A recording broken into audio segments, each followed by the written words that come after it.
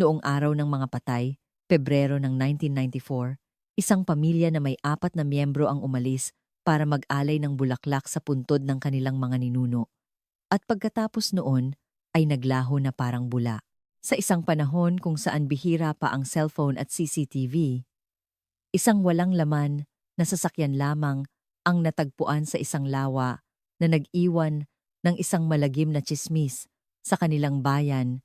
Tumakas daw sila dahil sa pagkabaon sa utang.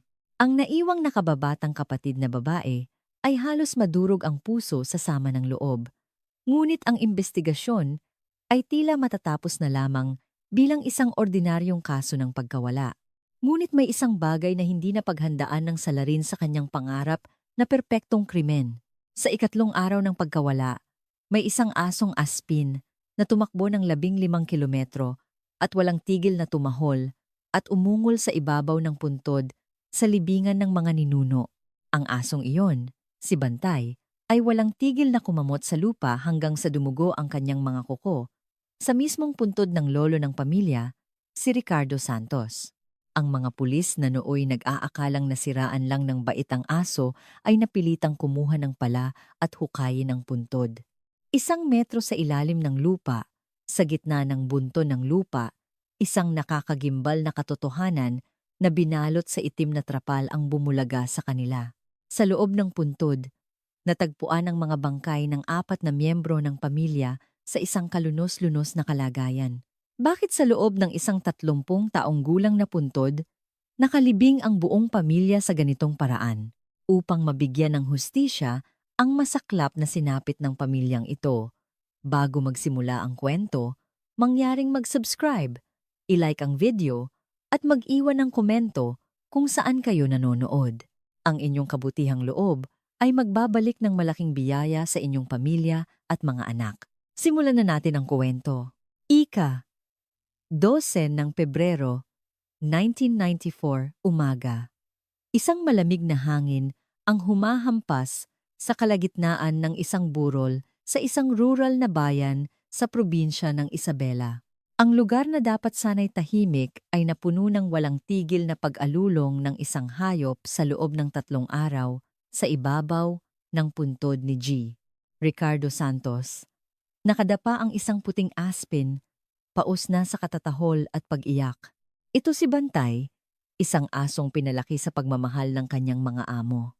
Ngunit ngayon, ang itsura niya ay kaawa-awa.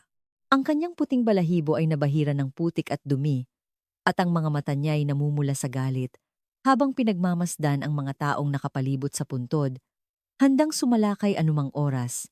Ilang taga-baryo ang maingat na lumapit para paalisin ang aso. Bantay, halika na rito anak. Hindi maganda yan. Wala na ang amo mo. Kahit sa malumanay na boses ng isang matanda sa nayon, hindi natinag si Bantay.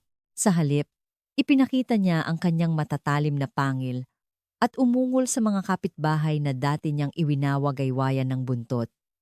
Napaurong sa takot ang mga tao. Nasisiraan na yata ng bait yang aso na yan. Baka gutom na yan, kaya nagkakaganyan. 3 araw nang hindi nakikita ang amo niya. Sino ba namang hindi mababaliw? Misteryoso na nga ang pagkawala ng buong pamilya ni Oscar. Pati ba naman ang aso nila nagkakaganyan? Nakakakilabot na ang nangyayari sa baryo natin. Sa gitna ng bulong-bulungan, dumating si PO1 Rico Aguilar, isang pulis mula sa lokal na himpilan, matapos akyatin ang matarik na daan sa bundok. Ang 28 wanyos na batang pulis ay hindi na nag-aksaya ng panahon at agad na sinuri ang paligid ng puntod. Ang unang napansin niya ay hindi ang asong tila nagwawala, kundi ang bunton ng lupa sa puntod na kinamot ng mga kuko nito. Pinahinto ni PO1 Aguilar ang mga taga-baryo at lumapit sa puntod. Nakita ni Bantay ang pulis na nakauniporme ngunit hindi siya tumigil sa pagtahol. Bagamat kakaiba, hindi niya ito sinugod. Tila ba gusto niyang ipakita ang lugar na kanyang hinukay. Habang patuloy na kumakaskas sa lupa at umuungol, lumuhod si PO1 Aguilar at hinawakan ang lupa. Kakaiba! Bulong niya sa sarili. Narinig siya ng kapitan ng barangay na nasa likuran niya. Anong kakaiba, officer? Tanong nito. Umiling si PO1 Aguilar habang hawak ang isang dakot ng lupa. Kung luma na ang puntod na ito, dapat matigas at tuyo na ang lupa. Pero ito, parang kahapon lang hinukay, malambot at mamasa-masa. Bukod pa rito, ang mga ugat ng damo sa ibabaw ng puntod ay tila hindi natural ang pagkakatanggal, at ang mga tuyong dahon sa paligid ay parang sadyang ikinalat para pagtakpan ang isang bagay. Tumayo si PO1 Aguilar at kinuha ang kanyang radyo. Himpilan! Nandito ako sa puntod ni G. Ricardo Santos. Kakaiba ang itsura ng puntod. May mga senyales na ginalaw ito kamakailan lang. Humihingi ako ng backup. Kailangan yata nating hukayin ito. Naging desidido ang ulat ni PO1 Aguilar. Hindi nagtagal? 4 na investigador mula sa Criminal Investigation Division ng probinsya ang umakyat sa bundok. Dala-dala ang mga pala. Sa pagdating ng mga investigador, lalong kinabahan ang mga taga-baryo. Si Bantay, nang makita ang mga papalapit na investigador, ay tila naintindihan ang sitwasyon. Dahan-dahan siyang umatras. Umupo sa di kalayuan at patuloy na pinagmasdan ang puntod habang humihingal. Itinusok ng mga investigador ang kanilang mga pala sa lupa. Dahan-dahan lang. Baka may kung anong mahanap tayo. Utos ni SPO4 Victor De Leon, ang hepe ng grupo. Maingat. Ngunit mabilis na naghukay ang mga investigador. Bawat pala ng lupa ay nagpapabigat sa katahimikan ng paligid. Nang umabot na sila sa lalim na halos 1 metro, may tumamang matigas na bagay sa dulo ng isang pala kasabay ng tunog ng plastik. Hepe! May kung ano rito! Sigaw ng isang investigador. Sumilip si SPO4 De Leon sa hukay. Maingat nilang inalis ang itim na trapal at isang di kapanipaniwalang tanawin ang bumungad sa kanila. Sa makitid na espasyo sa ibabaw ng kabaong, 4 na bangkay ang magkakapatong at magkakabuhol na nakahandusay, nagkaroon ng sigawan at iyakan mula sa mga taga-baryo. Diyos ko po! Pamilya ni Oscar yan. Hindi mahirap kilalanin ang mga bangkay. Ang padre de pamilya, si Oscar Santos, ang kanyang asawa na si Celia, at ang kanilang mga anak na sina Miguel at Sofia. Lahat sila ay may malalaking sugat sa ulo. Tila pinukpok ng matigas na bagay at nanigas na sa lamig ng kamatayan. 4 na araw matapos mawala noong araw ng mga patay, natagpuan ang buong pamilya sa ilalim ng malamig na lupa. Sa sandaling iyon, naging malinaw ang lahat, ang 3 araw at gabing pag-alulong ng isang hayop na hindi kumain ay isang desperadong pagsusumamo na hanapin ang kanyang mga among nakalibing sa ilalim mismo ng kanyang mga paa. Tumingin si SPO4 De Leon sa mga maruruming bangkay na may pighati sa kanyang muka. I-secure ang crime scene. Tawagin ang SOCO team at huwag palampasin kahit isang bakas ng paa. Sa likuran, si Bantay, na tila nakahinga na ng maluwag, ay ibinagsak ang kanyang ulo sa lupa at mahinang umungol. Ang dating mapayapang burol sa probinsya ay biglang naging isang karumal-dumal na lugar ng krimen. Ngayon, ibalik natin ang orasan, 3 araw bago ang lahat. Sa isang payapang umaga ng araw ng mga patay, ika-9 ng Pebrero, 1994. Noong umagang iyon, ang tahanan ng pamilya Santos ay puno ng sigla. Ang amoy ng nilulutong pagkain ay umaalingasaw sa bakuran at ang tawanan ng pamilya ay naririnig hanggang sa labas. Si Oscar, kasama ang kanyang matipunong anak na si Miguel at ang malambing na anak na si Sofia, ay nag-aayos ng mga pagkain at bulaklak para sa kanilang mga yumaong ninuno. Si Miguel, nakatatapos lang sa military service at nag-aaral para sa civil service exam, ang naghanda ng mga kandila. Itay, ipapasa ko po ang exam na ito para masuklian ko ang lahat ng sakripisyo ninyo. Huwag po kayong mag-alala. Tinapik ni Oscar ang balikat ng anak at ngumiti. Naniniwala ako sa'yo. Anak, huwag mo lang masyadong pilitin ang sarili mo. Ang kanyang anak na si Sofia, isang second-year nursing student, ay minasahe naman ang balikat ng kanyang ina, si Celia. Inay, pag-graduate ko po at nakapagtrabaho sa ospital, ipapasyal ko po kayo sa paborito ninyong hot spring. Promise po yan. Naku, anak, sa sinasabi mo pa lang, nawawala na ang pagod ko, masayang sagot ni Celia. Bandang 3:00 ng hapon, matapos ang pananghalian, naghanda na ang pamilya para pumunta sa sementeryo. Kinuha ni Oscar ang isang lumang leather briefcase mula sa ilalim ng kanilang aparador. Sa loob nito ay isang mahalagang dokumento na magtatapos sa T30, taong alitan nila ng kapitbahay na si Alfonso Lim, tungkol sa isang lupain. Ito ay isang luma at kumupas ng deed of sale na may petsang 1963. Hawak ang briefcase, bumulong si Oscar sa kanyang asawa. Mahal, pagkatapos nating magtirik ng kandila, dadaan muna ako sa abogado sa bayan. Kapag naisumiti ko na itong papeles, sigurado nang sa atin ang 500 on square meter na lupang yon. Hindi na makakapanggulo pa si Alfonso. Mabuti naman, 30 taon na rin nating pinoproblema yan. Masyado ka nang na-stress diyan, sagot ni Celia. Noong huling bahagi ng 1993, kumalat ang balita na magkakaroon ng industrial park sa kanilang lugar. Ang halaga ng lupa ay biglang tumaas sa 2.5 milyon. Para kay Oscar, ang dokumentong iyon ay hindi lang papel, kundi ang susi sa kinabukasan ng kanyang pamilya. Sumakay na ang pamilya sa kanilang L300 van. Nang paandarin ni Oscar ang sasakyan, ang kanilang asong si Bantay na nakatali sa isang sulok ay malakas na tumahol at iwinagayway ang buntot. Ibinaba ni Miguel ang bintana at kumaway. Bantay, bantayan mo ang bahay ha? Babalik kami agad. Tila ba pinipigilan sila?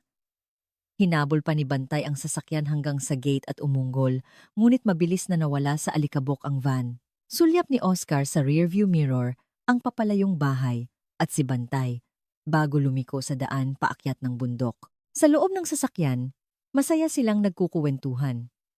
Walang sino man sa kanila ang nakakaalam na iyon na pala ang kanilang huling pagsasama. At ang asong naiwan sa gate, si Bantay, ay tatakbo ng 15 kilometro upang umiyak ng may dugo sa ibabaw ng malamig na puntod ng kanyang amo.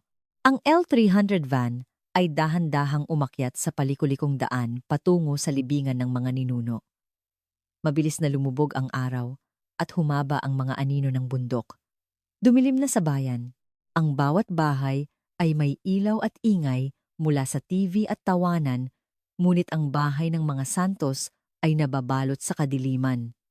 Sa bakuran, tanging ang malamig na hangin ang umiihip. Si Bantay, ang asong naghatid sa kanila kanina, ay hindi mapakali sa harap ng gate.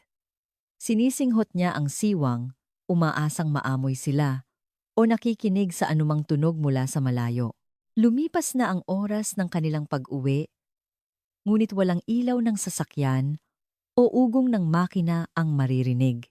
Kinabukasan, 10 ng Pebrero, maaga pa lang ay dumating na ang kapatid ni Oscar na si Elena.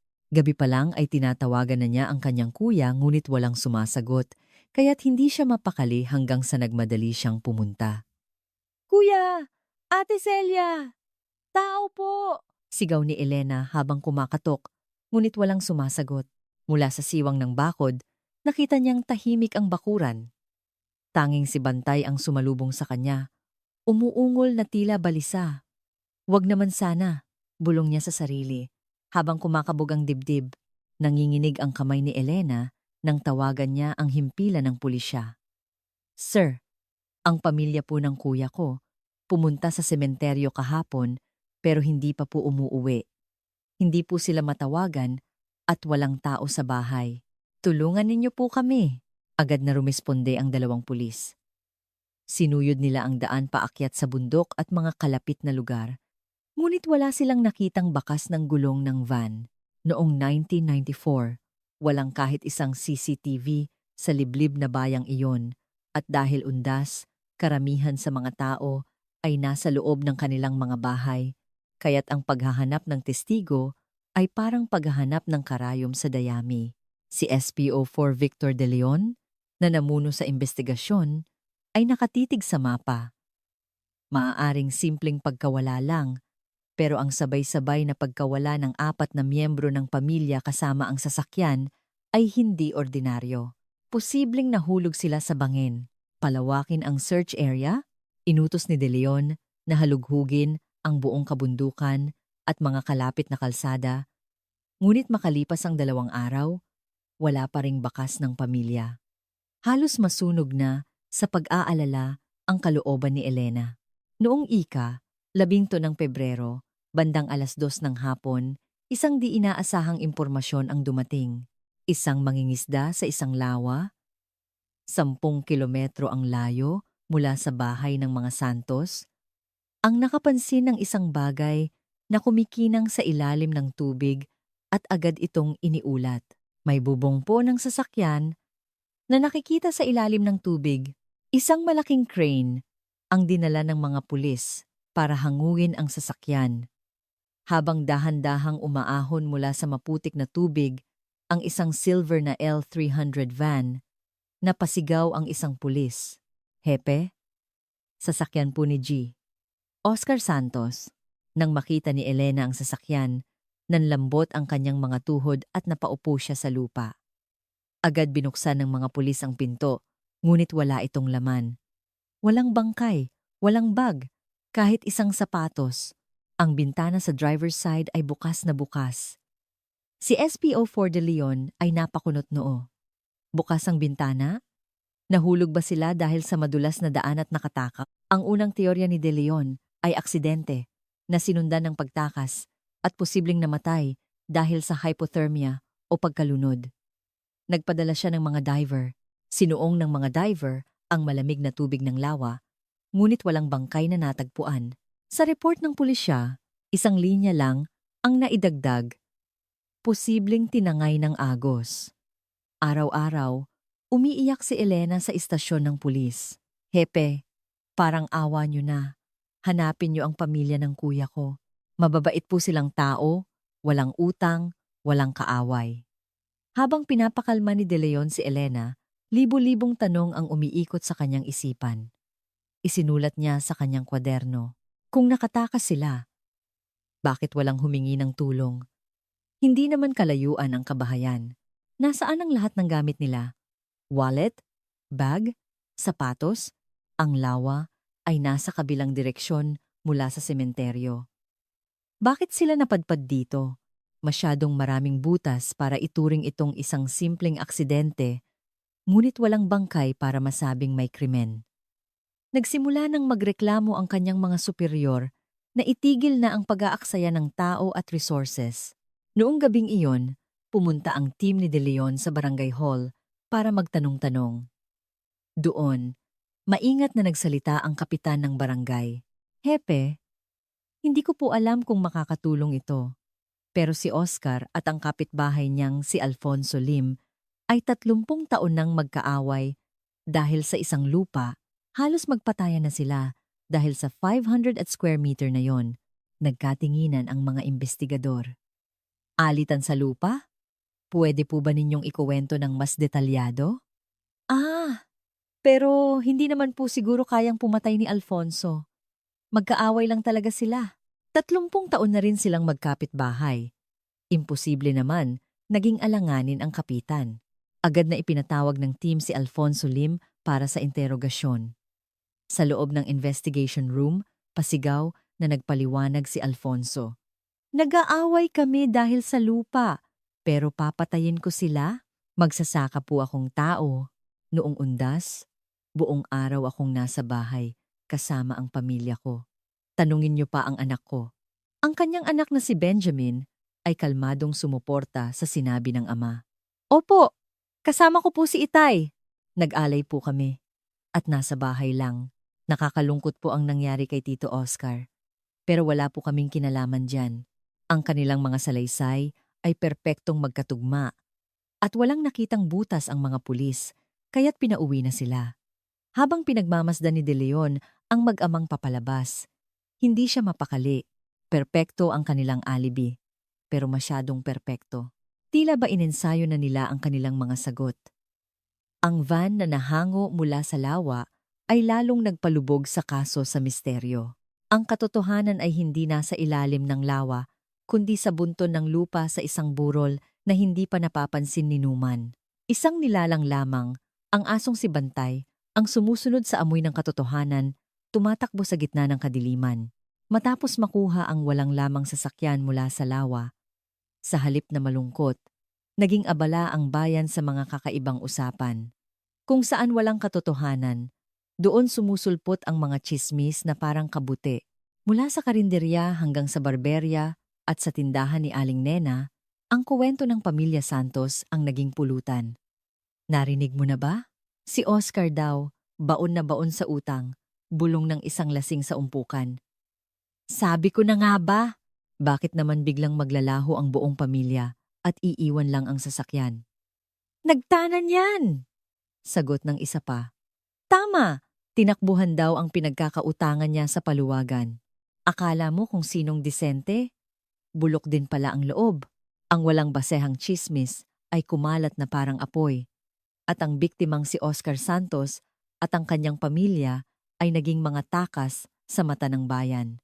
Ang pinakamasaklap. Ang lahat ng ito ay dinanas ng naiwang kapatid na si Elena. Sa palengke, hinaharap niya ang mga nagbubulungan at halos sumabog na sa galit. Mga ale, ano po bang pinagsasabi ninyo? Saan naman po magkakautang ang kuya ko? Sa buong buhay niya, hindi po yon gumalaw ng perang hindi sa kanya.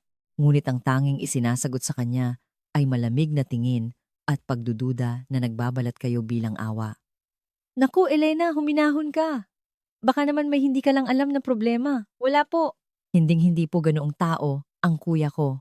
Ang kanyang mga sigaw ay nawala lang sa hangin. Mas lalong naging komplikado ang sitwasyon dahil sa batas. Bilang mga missing persons, ang lahat ng ari-arian ni Oscar, bahay, lupa, bank account, ay hindi magalaw ni Elena. Bukod sa pighati ng pagkawala ng pamilya, nakulong siya sa pagitan ng batas at ng mapanghusgang tingin ng mga tao. Ang imbestigasyon ng pulisya ay nawalan na rin ng direksyon.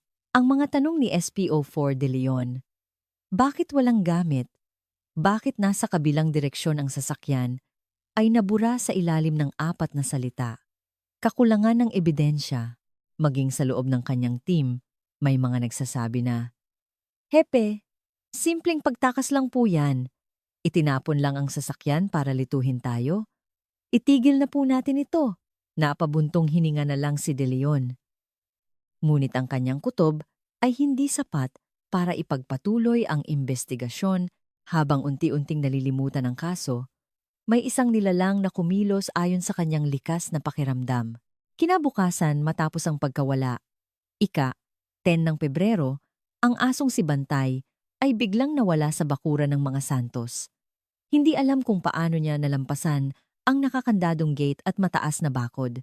Noong hapong iyon, isang magsasaka na si Mang Carding na pababa mula sa bundok ang nakakita sa kanya. Teka, hindi ba't yan ang aso ng mga Santos? Isang puting aso ang tumatakbo paakyat ng bundok na parang may hinahabol. Sumigaw si Mang Carding, Hoy! Saan ka pupunta ng nagmamadali? Wala na ang mga amo mo. Ngunit hindi lumingon ang aso at mabilis na nawala sa mga damuhan patungo sa libingan ng mga ninuno ng pamilya Santos.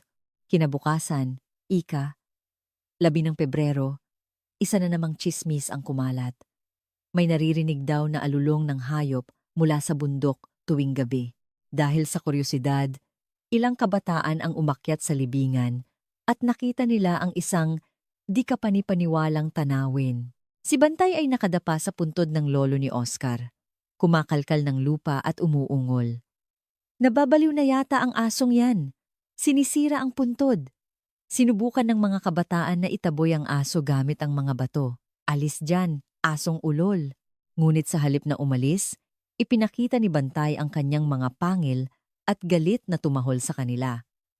Ang dating maamong aso ay namumula na ang mga mata at may bula sa bibig. Naku, huwag kayong lumapit. Baka makagat pa tayo. Gutom na yan kaya nagkakaganyan? Inakala ng lahat na nabaliw na ang aso dahil sa gutom.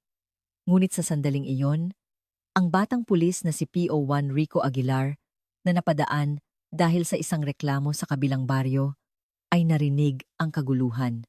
Huminto siya at lumapit. Anong nangyayari rito? Bakit ang ingay ng aso? Officer Aguilar, tingnan mo yang aso, sir. Sira na yata ang ulo. Hinuhukay ang puntod at nanlalaban. Dahan-dahang ibinaling ni Aguilar ang kanyang tingin sa puntod. Nang magtama ang kanilang mga mata, tumigil sa pagtahol si Bantay at muling kumalkal sa lupa habang umuungol. Ang kanyang tingin ay hindi na sa aso, kundi sa lupang hinukay nito. Iba ang kulay ng lupa. Ang lupa ng puntod na dapat ay nagyelo na, sa lamig ng panahon, ay napakalambot. At ang mga damo at dahon sa paligid ay tila sadyang ikinalat. Biglang kinilabutan si Aguilar. Samantala, sa ibaba ng bundok, payapa ang bahay ni Alfonso Lim. Naglilinis siya ng kanyang mga gamit sa pagsasaka, habang ang anak niyang si Benjamin ay bumibiyahe papuntang bayan. Wala pa bang balita kina Oscar? Kawawa naman sila. Walang sino man ang nakapansin ng kaba o pag-aalala sa kanyang mukha. Itinatago niya ang 30 taong galit sa likod ng isang perpektong maskara. Ngunit sa bundok, mabilis na ang mga pangyayari. Nanginginig na kinuha ni PO1 Aguilar ang kanyang radyo. Himpilan. Nandito ako sa puntod. Kakaiba ang sitwasyon. Hindi po sira ang ulo ng aso. Ang lupa ng puntod ay tila kamakailan lang ginalaw. May malinaw na bakas ng paghuhukay. I-report po ito sa Criminal Investigation Division. Kailangan po itong hukayin. Agad na ipinarating ang ulat kay SPO4 Victor de Leon. Nang marinig niya ito, napatayo siya mula sa kanyang upuan. Ang lahat ng palaisipan sa kanyang isipan ay tila nagkabit-kabit sa salitang puntod. Ang sagot kung bakit walang bangkay sa lawa at kung bakit iniwan ang sasakyan ay maaaring naroon. Lahat ng tauhan, umakyat sa bundok. Magdala ng pala, isama ang Soko team. Ngayon na! Kinabukasan. 12 ng Pebrero. Umaga, dumating si De Leon at ang kanyang team sa bundok. Habol ang hininga. Si Bantay, na 70 oras nang nagbabantay sa puntod, ay dahan-dahang tumayo, hindi na siya tumahol. Tila ba tapos na ang kanyang misyon. Nagbigay daan siya sa mga investigador at umatras. Ang malalim at malungkot niyang mga mata ay nakatutok sa mga pala.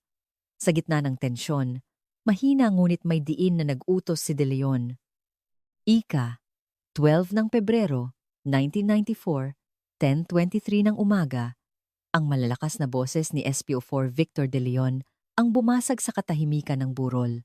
Dahan-dahan lang, baka masira ang mga bangkay. Naghukay ang mga investigador ng may buong pag-iingat. Ang mga mata ng mga taga-baryo at ni Elena ay nakatutok sa bawat pala ng lupa. Humigit kumulang 1 metro ang lalim. Sumigaw ang isang investigador. Hepe, may natamaan ako. Trapal po. Itim na trapal. Tigil. Gamitin ang kamay.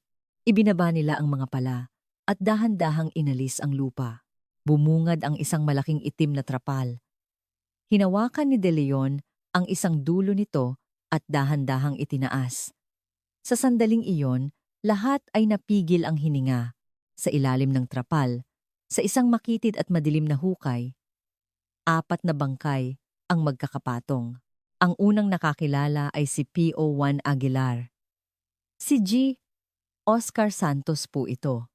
Lahat po sila nandito. Sa likuran, bumagsak si Elena sa lupa, humahagulgol. Kuya! Ate! Anong nangyari sa inyo?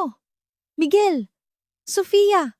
Sinubukan niyang gumapang palapit sa hukay, ngunit pinigilan siya ng mga kababaihan. Elena, wag mo nang tingnan, anak! Ang kanyang pag-iyak ay umalingaw-ngaw sa buong bundok. Pinagmasdan ni De Leon ang mga bangkay. Kalunos-lunos. Lahat ay may malubhang pinsala sa ulo at tila sa pilitang isiniksik sa maliit na hukay. Ngunit ang nakakuha ng pansin ni De Leon ay isang lumang leather briefcase sa tabi ng mga bangkay. Kinuha niya ito at iniabot sa isang investigador. Ebidensya yan. Tingnan mo kung anong laman. Binuksan ng investigador ang briefcase at may nakitang isang sobre. Hepe, tingnan niyo po ito. Isang deed of sale. May petsang 1963. Seller, Ricardo Santos. Buyer, Alfonso Lim Sr. Status, pending full payment. Ownership transfer on hold. Ito na nga, bulong ni De Leon. Ito ang dokumento ng lupang pinag-aawayan nila. Namatay ang biktima na hawak-hawak ito. Ito ang motibo. Agad na dinala ang mga bangkay sa National Bureau of Investigation, NBI, para sa autopsy. Ang resulta ay malinaw. 4 na biktima, pare-pareho ang sanhi ng kamatayan. Blunt force trauma sa bungo, malamang mula sa isang bakal na tubo. Tinatayang oras ng kamatayan, Pebrero 9. Sa pagitan ng 5 hanggang 7 ng gabi. May mga palatandaan ba ng paglaban? Tanong ni De Leon. Sa ilalim ng kuko ng anak na lalaki, si Miguel, may nakitang kapirasong balat na hindi sa kanya. Mayroon din siyang mga sugat sa kamay. Palatandaan na nanlaban siya. Ang lahat ng ebidensya ay tumuturo kina Alfonso Lim at sa anak niyang si Benjamin.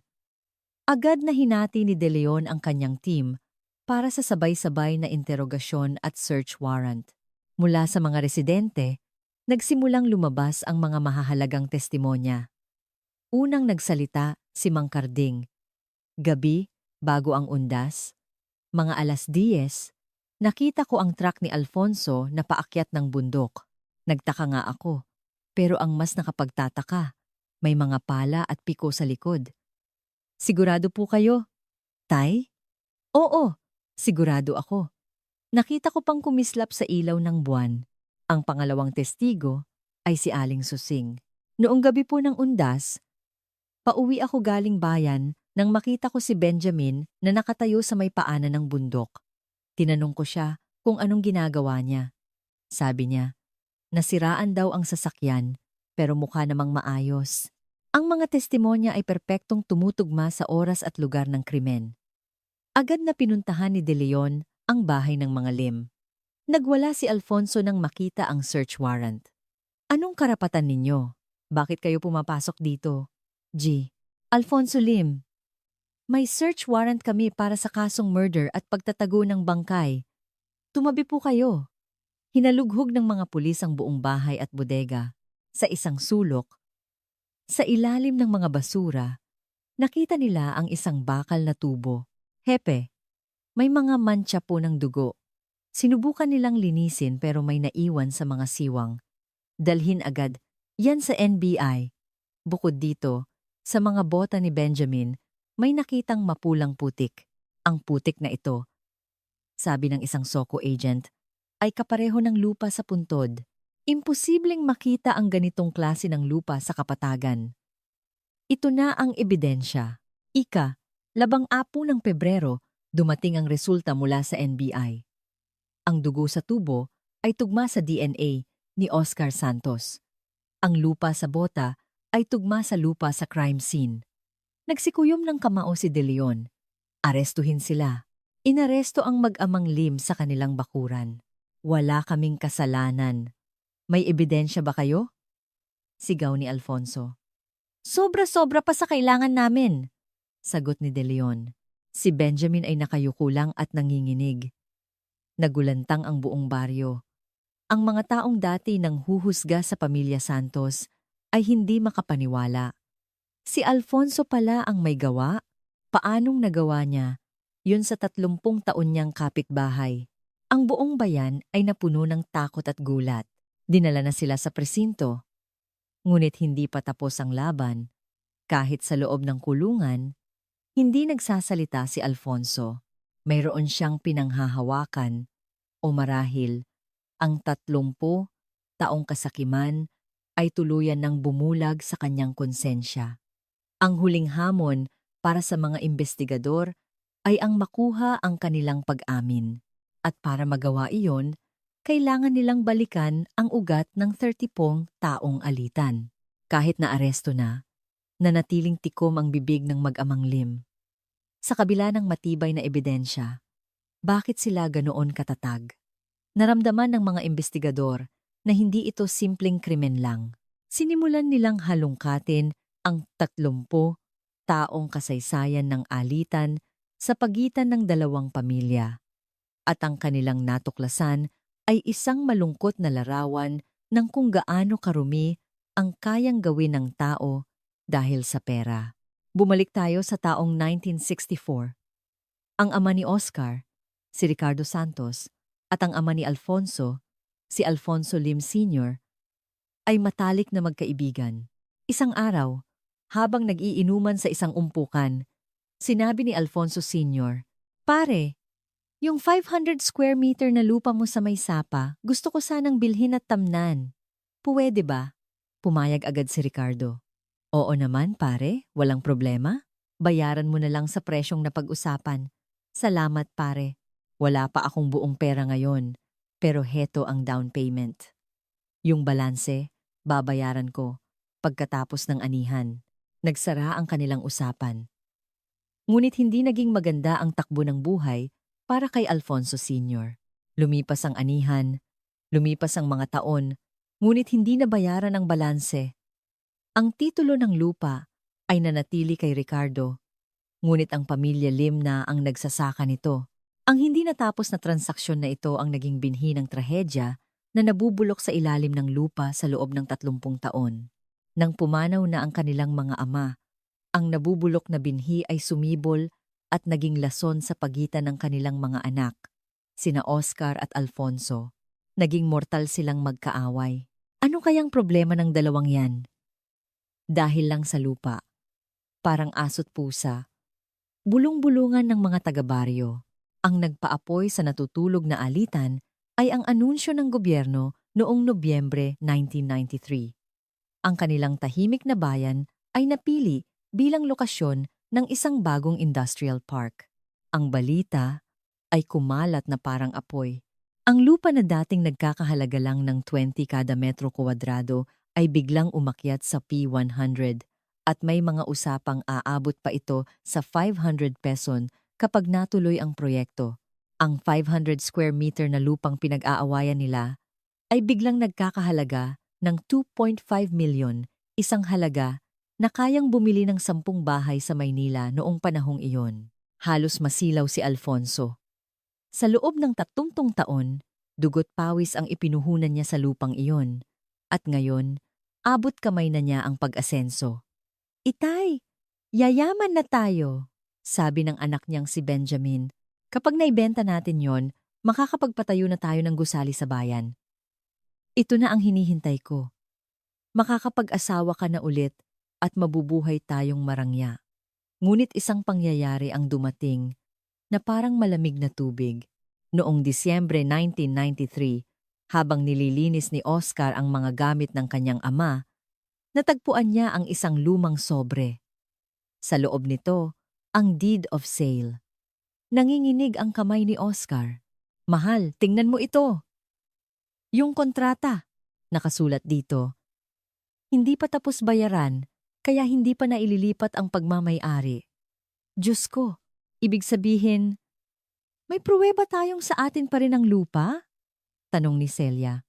Oo, kahit 13 taon pa siyang nagsaka dyan, sa isang papel na ito, talo siya sa korte. Ididemanda ko siya. Mabilis na nakarating ang balita kay Alfonso para siyang tinamaan ng kidlat. Ano? Nahanap ni Oscar ang kontrata at kukunin niya ang lupa ko? Sigaw niya sa galit.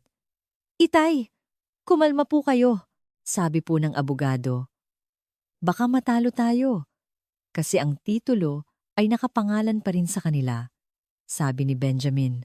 "Batas? Anong batas? 30 taon kong inalagaan ang lupang yan. Ngayon, dahil lang sa isang pirasong papel, kukunin niya ang lahat sa akin? Hinding-hindi ako papayag hanggat nabubuhay ako." Ang tingin ni Alfonso ay hindi na lang kasakiman, kundi kabaliwan na.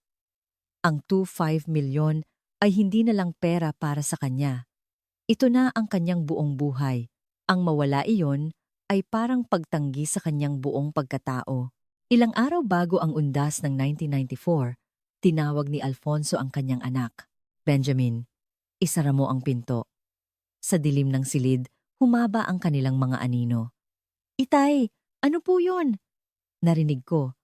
Pagkatapos ng undas, pupunta si Oscar sa abogado. Kapag nangyari yon, tapos na tayo. Ano pong gagawin natin? Luluhod po ba tayo sa kanya? Hihingi ng kahit kalahati? Luluhod? Kanino? Isa lang ang paraan, sabi ni Alfonso, habang nakatitig sa mata ng anak. Kailangang mawala ang papeles. O kaya, kailangang mawala ang may hawak ng papeles. Ano? Itay? Wag po. Napaatras si Benjamin, ngunit hinawakan siya ng mahigpit ng ama. Mag-isip ka. Gusto mo bang habang buhay na maging magsasaka ang mga anak mo? Isang beses lang ito. Kapag nagawa natin ito, magbabago ang kapalaran ng pamilya natin. Ito ay isang alok mula sa demonyo. Ang nag-aalangang tingin ni Benjamin ay dahan-dahang naging kasing itim ng sa kanyang ama. Gabi bago ang undas, 8 ng Pebrero, isinakay ng mag-ama ang mga pala at piko sa kanilang truck at umakyat sa bundok. Dumating sila sa likod mismo ng puntod ng ama ni Oscar. Dito, sabi ni Alfonso. Itay, bakit naman po sa likod ng puntod ng ninuno nila? Hindi po ba't kalapastanganan yan? Ngumisi si Alfonso.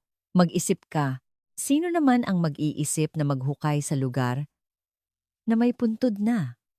Ito ang pinakaligtas na lugar sa buong mundo. Ang maghukay sa puntod ng iba para paglibingan ng mga kaanak nito, isang kalkulasyon na tanging isang taong bihasa sa lupa tulad ni Alfonso ang makakaisip. Ang tunog lang ng mga pala ang maririnig sa katahimikan ng gabi. Isang malaking hukay para sa 4 na tao ang unti-unting nabuo. Itay, sigurado po ba kayo rito? Tanong ni Benjamin, habol ang hininga. Huwag kang mag-alala. Walang makakaalam. Bukas, tapos na ang lahat. Sagot ni Alfonso, puno ng kumpiyansa. Naniniwala siyang perpekto ang kanyang plano. Ngunit may isang bagay siyang nakaligtaan. Ang pang-amoy ng asong si Bantay, na kayang amuyin ang kanyang amo kahit sa ilalim ng 1 metrong lupa. At ang katotohanan, na hindi kailanman nalilimutan ng lupa ang amoy ng dugo. Hindi nila alam na ang hukay na kanilang ginagawa ay ang siya ring magiging kulungan nila habang buhay. Kinaumagahan, araw na ng mga patay. Para sa pamilya Santos, ito ang kanilang huling araw. Para sa mag-amang Lim, ito ang simula ng kanilang pagbagsak. Gamit ang mga testimonya at resulta mula sa NBI, binuo ng mga investigador ang mga pangyayari noong gabi ng 9 ng Pebrero, 1994. Ang krimen ay nangyari bandang 5:00 ng hapon sa isang makitid na daan pababa ng bundok, paliwanag ni SPO4 De Leon. Ang daan ay napakakitid, sapat lang para sa isang sasakyan. Kapag hinarangan, wala nang atrasan. Noong 15 ng Pebrero, dumating ang karagdagang resulta mula sa NBI. Hepe, may nakitang hibla ng buhok at balat sa dulo ng tubo, tugma sa DNA ni Oscar Santos. At ang hibla ng tela na nakuha sa truck ng mga Lim, tugma sa jacket na suot ni Oscar. Ito na ang pruweba na isinakay nila ang mga bangkay sa truck nila.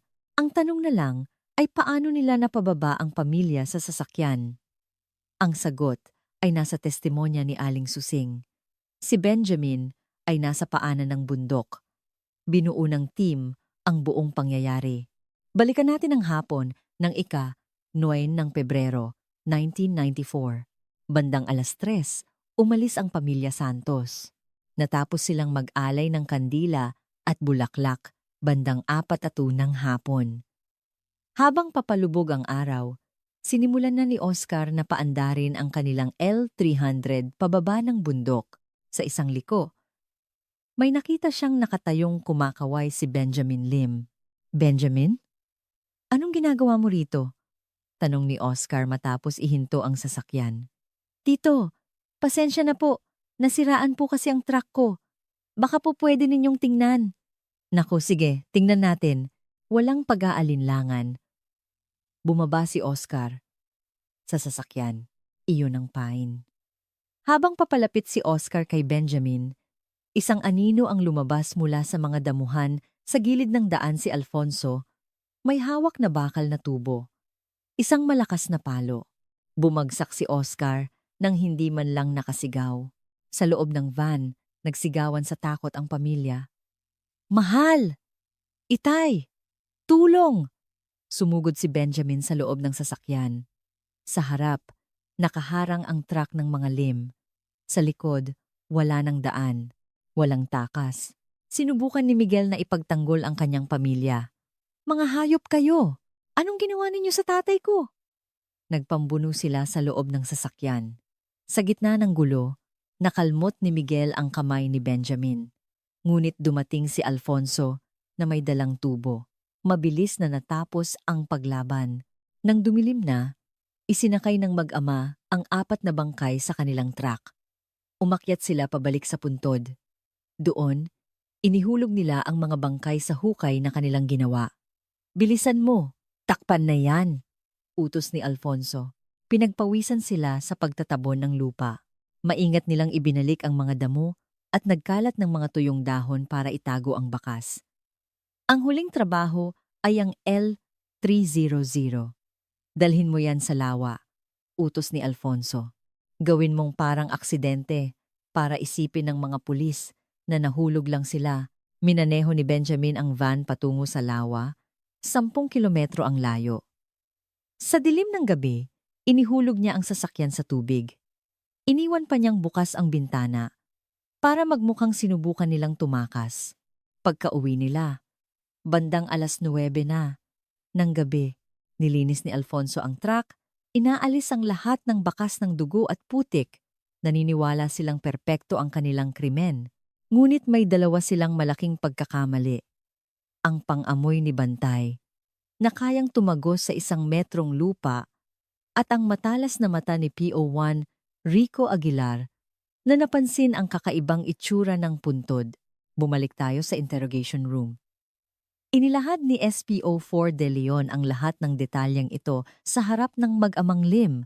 Nanginginig na si Benjamin, ngunit si Alfonso ay mayabang pa rin. Nagsusulat ka ba ng nobela, Hepe? Imagination mo lang yan. May pruweba ba kayo? Pinipilit niyang walang direktang ebidensya. Alam ni De Leon na hindi niya mapapaamin ang matanda, kaya't binalingan niya ang mas mahinang kawing, si Benjamin. At ang susi, para mapasuko si Benjamin, ay ang asawa nito, si Marisa, ika, 15 ng Pebrero, 1994. Sa interrogation room, matigas pa rin ang mag-amang Lim, lalo na si Alfonso. Sinabi ko na sa inyo, dugo ng baboy, yang nasa tubo. Nagkatay kami noong 1 buwan. Sigaw niya. Ang anak niyang si Benjamin ay paulit-ulit lang na sinasabi, "Nasa bahay po kami buong araw." Alam ni SPO4 De Leon na kailangan niya ng testimonya mula sa loob. Ipinatawag niya ang asawa ni Benjamin, si Marisa. Sa simula, sinabi rin ni Marisa na nasa bahay ang kanyang asawa at biyenan. Ngunit gumamit si De Leon ng ibang diskarte. Ginang Marisa, "May ebidensya na kami. Murder ito. Kapag nagsinungaling ka, masasama ka sa kaso. Paano na ang mga anak ninyo kapag pareho kayong nakulong?" Sa pagbanggit ng mga anak, nanginig si Marisa. Unti-unti, bumigay siya, umiiyak. Inamin niya ang totoo. Wala po sila sa bahay noong hapong yon. Umalis po sila bandang 5:00. Bumalik sila lampas 9:00 na. Yung asawa ko po, puro putik ang damit at may dugo sa kamay. Tinanong pa siya tungkol sa sugat. Nang maghuhubad na po siya, nakita ko, parang kalmot po sa kamay niya. Ito na ang nagdugtong sa lahat. Gumuho ang alibi ng mag-ama. Ika! 11 ng Pebrero, iprinisinta ng mga pulis ang testimonya ni Marisa kay Benjamin. Habang binabasa ito, Namutla siya at pinagpawisan. Ginamit ni De Leon ang kanyang huling alas. Pumasok ang isang pulis at may ibinulong sa kanya. Benjamin, kaaamin lang ng tatay mo, sabi ni De Leon. Inako niya ang lahat. Sinabi niyang, siya lang ang gumawa, wala kang kinalaman. Napatanga si Benjamin. Ano po? Pero, hindi kami naniniwala. Paanong magagawa ng isang tao yon sa 4 na biktima? At paano maipapaliwanag ang putik sa bota mo at ang kalmot sa kamay mo? Sinusubukan kanyang iligtas. Anak, hahayaan mo bang siya lang mag-isa ang mabulok sa kulungan habang buhay? Doon na tuluyang bumagsak si Benjamin. Ang kasinungalingan ng kanyang ama, na para sana iligtas siya, ang siya pang nagtulak sa kanya na magsalita. Sasabihin ko na po ang lahat, sabi niya, habang tumutulo ang luha. 18 ng Pebrero, 1994. 4:37 ng hapon. 9 na araw matapos ang krimen, bumukas na ang bibig ng salarin. Ikinuwento niya ang lahat ang pagplano ng ama. Ang paghukay ng libingan, ang pananambang, ang pagpatay, at ang pagtatapon ng sasakyan. Ang tatay ko po ang nag-utos sa akin, sabi niya. Kapag nawala ang lupa, tapos na ang pamilya natin. Sa huli, idinagdag niya, hindi po namin inasahan yung aso. Paanong nahanap niya yon? Isang hayop. Yun po ang hindi namin napaghandaan. Nang marinig ni Alfonso na umamin na ang kanyang anak, napasuntok siya sa pader. Hayop na aso yan. Siya ang sumira sa lahat, bulong niya, puno ng pagsisisi. Hindi sa kanyang ginawa, kundi sa kanyang pagkakahuli. Kinabukasan, isinagawa ang crime reenactment. Galit na galit ang mga taga-baryo, binato nila ng itlog at kamatis ang mag-ama. Hinimatay si Elena at dinala sa ospital. Nalinaw na ang lahat, isang pirasong papel at 2.5 milyon ang naging sanhi ng isang karumal-dumal na trahedya. Nalutas ang kaso, ngunit nag-iwan ito ng isang malalim na sugat sa buong komunidad. At sa bundok, tila naririnig pa rin ang alulong ni Bantay. Isang alulong para sa hustisya. Agosto, 1994. Sa korte, binasahan ng hatol ang mag-ama. Ang nasasakdal na si Alfonso Lim ay hinahatulan ng reclusion perpetua o habambuhay na pagkakakulong. Ang nasasakdal na si Benjamin Lim ay hinahatulan ng 20 taong pagkakakulong. Sinabi ng hukom na ang kanilang krimen na pinatay ang 30 taong kapitbahay dahil sa kasakiman ay walang kapatawaran. Tahimik na umiyak si Elena habang yakap ang larawan ng kanyang pamilya. Tapos na ang paglilitis. Ngunit ang sakit ay nagsisimula pa lang. Ang 500 square meter na lupa ay napunta kay Elena, ngunit hindi niya ito tinapakan kailanman. Lupa, yan na may bahid ng dugo ng kuya ko. Hinding-hindi ako pupunta diyan. Ang lupa ay naging isang tiwangwang na lugar. At sa isang malupit na kabalintunaan, noong 1995, inanunsyo ng gobyerno na kanselado na ang Industrial Park Project. Ang 2.5 milyon na halaga ng lupa ay bumalik sa pagiging isang ordinaryong bukirin. Nang malaman ito ni Alfonso sa kulungan, sinasabing napaiyak siya ng malakas. Ang 4 na buhay na kanyang kinuha ay para lang sa isang pangarap na hindi natupad. Si Bantay, ang bayani ng kuwento, ay inalagaan ni Elena. Ngunit hindi na siya bumalik sa dati. Lagi siyang nakatingin sa direksyon ng bundok, umuungol. Minsan, nakakawala siya at natatagpuan sa puntod ng kanyang mga amo. Bantay! Wala na sila dyan! Halika na! Iiyak ni Elena. Noong taglagas ng 1994, pumanaw si Bantay. Namatay siya sa lungkot. Inilibing siya ni Elena sa isang lugar kung saan tanaw ang puntod ng pamilya Santos. Puntahan mo na ang mga amo mo, Bantay. Doon, hindi ka na iiyak. Ang kasong ito ay nagdulot ng mga pagbabago. Nagkaroon ng mga programa ang gobyerno para ayusin ang mga alitan sa lupa. Binago rin ng pulisya ang kanilang mga protokol sa paghahanap sa mga nawawala. Isinasama na ang mga hindi pangkaraniwang lugar tulad ng mga lumang puntod. Si PO1 Rico Aguilar ay nabigyan ng parangal. Sa isang interview, sinabi niya, "Akala ng lahat, nababaliw ang aso. Pero nakita ko sa mga mata niya, may gusto siyang sabihin." Si SPO4 Victor De Leon, sa kanyang memoir, ay isinulat, "Nakita ko kung paano ginawang demonyo ng pera ang isang ordinaryong magsasaka. Ngunit ang bumasag sa demonyong iyon ay hindi ang siyensya o ang galing ng pulis, kundi ang wagas na katapatan ng isang hayop." Lumipas ang panahon. Sa tabi ng puntod ng lolo ni na Oscar, may 4 na bagong puntod. Tuwing undas, umaakyat si Elena, na ngayon ay matanda na, dala ang mga bulaklak at pagkain. May dala rin siyang isang lumang litrato, ang litrato ni Bantay. Inilalagay niya ito sa tabi ng 5 puntod. "Kuya! Ate! Mga pamangkin! Kumusta na kayo?" Dala ko ulit si Bantay. Ang hangin ay umiihip, tila sagot mula sa kanila. "Ano ba naman ang pera at lupa? Walang halaga yan kumpara sa inyo," bulong niya. Noong undas ng 1994, nasaksihan natin kung gaano kadaling mawala ang pagkatao dahil sa kasakiman. Ngunit nasaksihan din natin kung paanong ang isang maliit at tapat na nilalang ang nagbunyag ng katotohanan.